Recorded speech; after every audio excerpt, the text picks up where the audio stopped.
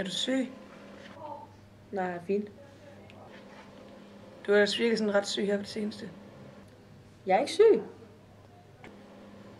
Du er blevet mere mager. Nå, Det er du. Hvor meget vejer du?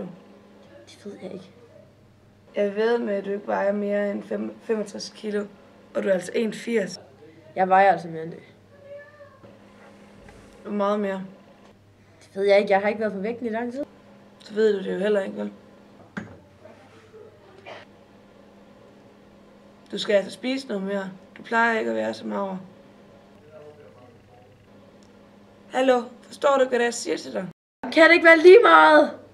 Du skal passe på dig selv. Det er derfor, du bliver syg hele tiden. Jeg er ikke syg. Hvorfor kommer du så aldrig? Jeg er her jo nu. Du ved jo godt, hvad det er, jeg mener.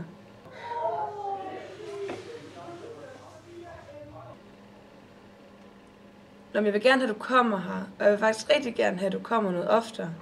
Gider du godt holde op? Jeg kommer jo, når jeg vil. Og det skal jeg sgu nok selv bestemme, når jeg gør. Ja, selvfølgelig må du det. Jamen, hvordan har Allan det? Han har det fint. Okay. Hvad så med Brian?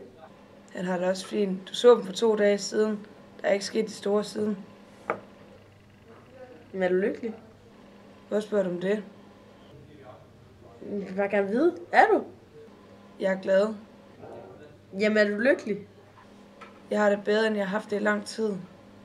Ja, men er du lykkelig? Jeg er blevet mor. Svar mig, er du lykkelig?